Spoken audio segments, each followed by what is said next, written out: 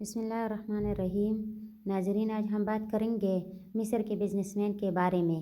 مصر کا ایک امیر بزنس مین تھا۔ اس کی عمر 50 سال کے لگ بھگ تھی۔ ایک دن اس کو دل میں تکلیف کا احساس ہوا، اور جب اس نے قاہرہ کے سب سے بڑے ہسپتال میں اپنا علاج کرایا تو انہوں نے معذرت کرتے ہوئے اسے یورپ جانے کا کہا۔ یورپ میں تمام ٹیسٹ مکمل کرنے کے بعد وہاں کے ڈاکٹروں نے اسے بتایا کہ تم صرف چند دن کے مہمان ہو، کیونکہ تمہارا دل کام کرنا چھوڑ رہا ہے۔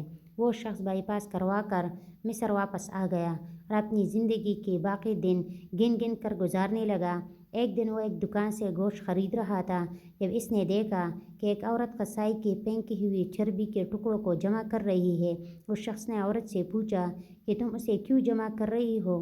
عورت نے جواب دیا کہ گھر میں بچے گوشت کھانے کی ضد کر رہے تھے، چونکہ میرا شوہر مر چکا ہے اور کمانے کا کوئی ذریعہ بھی نہیں، اس لیے میں نے بچوں کی ضد کے بدولت مجبور ہو کر یہ قدم اٹھایا ہے۔ اسے پھینکی ہوئی چربی کے ساتھ تھوڑا بہت گوشت بھی آ جاتا ہے، جسے صاف کر کے پکا لوں گی۔ بزنس مین کے آنکھوں میں آنسو آ گئے۔ اس نے سوچا کہ میری اتنی دولت کا مجھے کیا فائدہ، میں تو بس چند دن کا مہمان ہوں۔ میری دولت کسی غریب کے کام آ جائے تو اس سے اچھا اور کیا ہوگا۔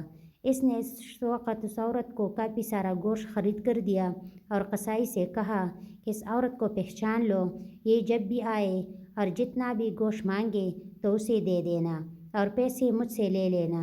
اس واقعے کے بعد وہ شخص اپنے روزمرہ کے معمولات میں مصروف ہو گیا۔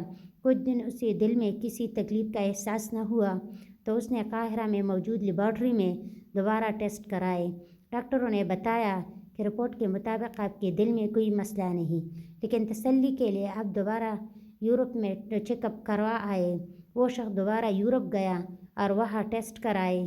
رپورٹ کے مطابق اس کے دل میں کوئی خرابی سرے سے تھی ہی نہیں۔ ڈاکٹر حیران رہ گئے اور اس سے پوچھا کہ آپ نے ایسا کیا کھایا، آپ کی بیماری جڑ سے ختم ہو گئی۔ اسے وہ گوشت والی بیوہ یاد آئی اور اس نے مسکرا کر کہا کہ علاج وہاں سے ہوا جس پر تم یقین نہیں رکھتے۔ بے شک میرے نبی نے سچ کہا تھا کہ صدقہ ہر بلا کو ٹالتا ہے۔ اسے شیئر کرنا آپ کے لیے صدقہ جاریہ بھی بن سکتا ہے۔